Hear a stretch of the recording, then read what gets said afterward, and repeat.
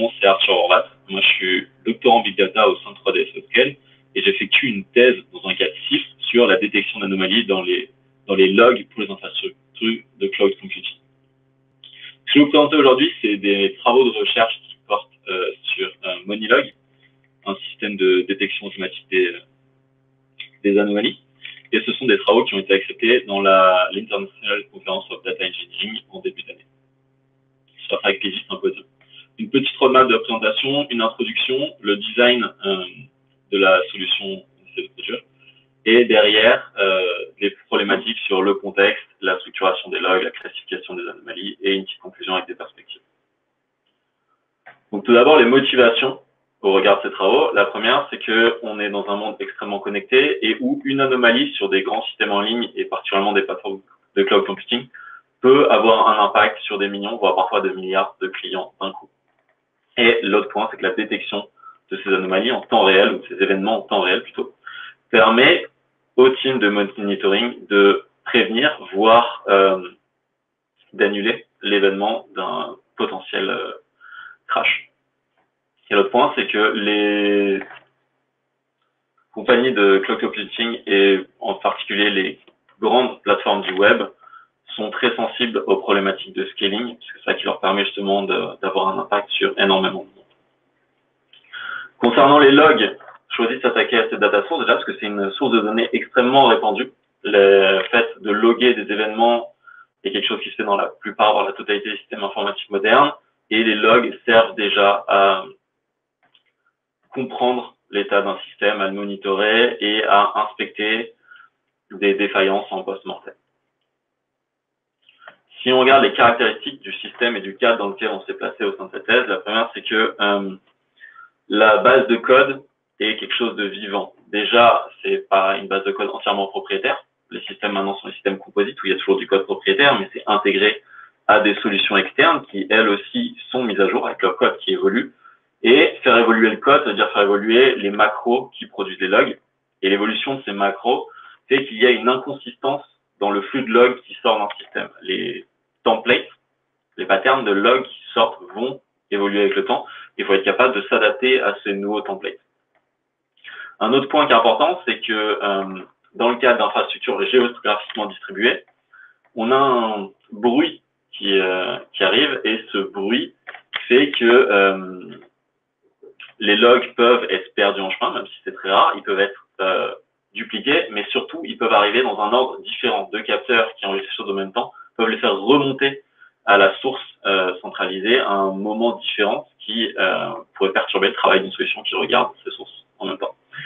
Et l'autre point, c'est que pour détecter certaines anomalies, justement, on a besoin d'avoir une vision multi-source. Il faut prendre en compte ce bruit qui peut arriver entre les sources. L'idée de nos travaux se découpe en 3 points, avec au centre justement le composant de détection d'anomalies, la manière de détecter automatiquement des anomalies, avec en dessous un composant de structuration des logs qui permet d'extraire les caractéristiques principales des logs justement sans avoir accès au code source et donc sans être sensible à ces évolutions. Et enfin, un dernier point qui sert à les classifier ou surtout à acquérir le contexte autour des anomalies. Sur les détections d'anomalies, de quoi on parle quand on parle de détecter des anomalies? Donc des anomalies, c'est des événements peu courants. Et ici, on s'est qualifié sur 2 types d'événements. Le premier, c'est les anomalies dites séquentielles, c'est-à-dire une séquence de logs où chacun des logs pris indépendamment est normal, peut être considéré comme normal, mais la séquence en elle-même est caractéristique d'un événement rare. Et les anomalies quantitatives qui sont des logs eux aussi normaux dans leur format, mais avec des valeurs non usuelles. Et l'état de l'art sur la détection d'anomalies, il est, comme beaucoup de domaines, extrêmement porté par le machine learning et le deep learning actuellement, avec notamment les réseaux de neurones de type LSTM, qui sont extrêmement utilisés dans le traitement du langage naturel, mais aussi, et plus récemment, des méthodes de type transformers, avec, pour ceux qui sont familiers, l'architecture BERT.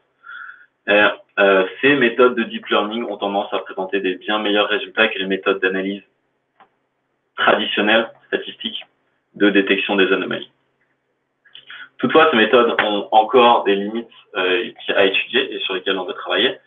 La première, c'est que dans la plupart des papiers de LSTM présentés, les datasets d'entraînement sont des datasets constitués d'énormément d'anomalies. Parfois, 50% des logs présentés sont des anomalies. Or, les anomalies, c'est des événements rares, heureusement, d'où leur terme d'anomalie. Mais du coup, ça veut dire que créer un dataset avec 50% d'anomalies tout en ayant un dataset qui soit réaliste par rapport à l'activité du système est quelque chose de quasiment impossible. Et donc, notre idée, justement, c'est de trouver des moyens d'entraîner ces méthodes avec des datasets pauvres en anomalies, voire sans anomalies. L'autre point, c'est que les LSTM sont des réseaux de neurones très compétents pour analyser des séquences d'événements. Le problème, c'est que le bruit des flux de logs fait que ces séquences peuvent être brisées. Et on aimerait étudier l'impact justement du fait du bruit sur le potentiel de détection d'anomalies des réseaux type LSTM. Et l'autre point, c'est que la structuration des logs, on va voir juste après ce que c'est, est une étape qui peut comporter des erreurs, et ces erreurs peuvent impacter la détection d'anomalies. L'idée, ça va être de travailler justement sur des composants de structuration des logs qui fonctionnent en harmonie avec les composants de détection d'anomalies. Structuration des logs, c'est quoi? Ici, je vous ai mis une superbe ligne de log, ne vous inquiétez pas, on ne va pas rentrer trop dans le détail, mais un log, il faut voir ça vraiment comme une entrée dans un journal de bord d'un bateau. C'est un neurodatage à telle heure. On a un service qui nous a produit un événement de type ici informationnel et qui nous annonce qu'un nouveau process a commencé sur un port. Donc la première partie de structuration des logs, c'est de se rendre compte, ok, on a un neurodatage, on a une source, on a un niveau de sévérité, on a un message. Ça, c'est quelque chose qui est faisable parce que les logs suivent une norme qui dit justement vous allez avoir un champ, un tiré, un champ, un tiré. La partie complexe, c'est le traitement du log message. On voit bien que le log message a été créé par une macro qui injectait des variables dans un texte. Ici, par exemple, on voit bien que le nom du process et le port sont des variables injectées. C'est facile en tant qu'humain. C'est beaucoup moins facile du point de vue machine qui va uniquement passer un champ texte. Et donc, l'idée des composants de structuration des logs, c'est de inférer quelles parts du message sont des variables et quelles font partie de templates constants, justement, sans avoir accès au code source.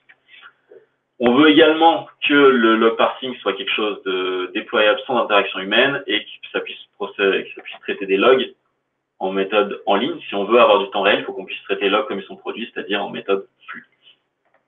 Nos premières observations, c'est que même si plusieurs méthodes de structuration des logs ont été proposées, elles sont leur temps de processing et leur précision sont énormément impactés par le tuning qui est parfois ardu et les étapes de pré-traitement qu'ils incluent dans leur système. Et là-dessus, les points qu'on souhaite adresser, c'est d'abord faire un tour d'horizon des méthodes qui existent et des limites au niveau de l'automatisation, qui est encore un point important.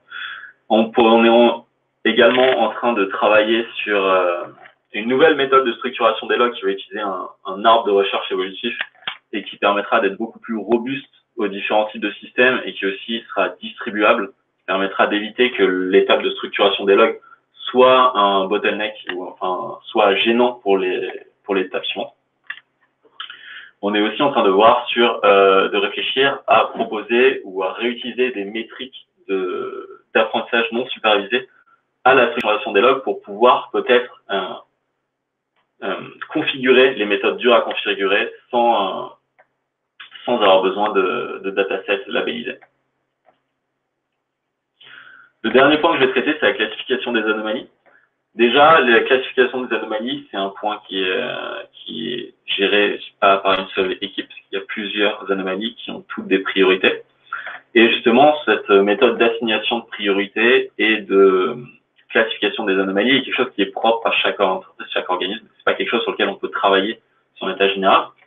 Ce sur quoi on peut travailler, c'est sur la partie acquisition d'un contexte de l'anomalie à partir des étapes précédentes, afin de finir une fiche d'anomalie la plus précise possible et essayer d'extraire ces caractéristiques intrinsèques pour pouvoir derrière apprendre à pousser ces fiches aux bonnes personnes en essayant d'apprendre passivement du comportement des équipes de monitoring ou d'intervention. Je vous remercie pour votre attention, c'est tout pour moi, avec quelques petites perspectives avant de partir. Tout d'abord, vraiment, les grands points à retenir, c'est qu'on veut faire progresser les connaissances dans l'analyse et la détection d'anomalies sur des flux log multisources, qu'on aimerait automatiser plus l'étape de structuration des logs et l'extraction de caractéristiques, et enfin de fournir un moyen efficace d'analyser une anomalie en tant que telle avec son contexte. Je vous remercie pour votre attention.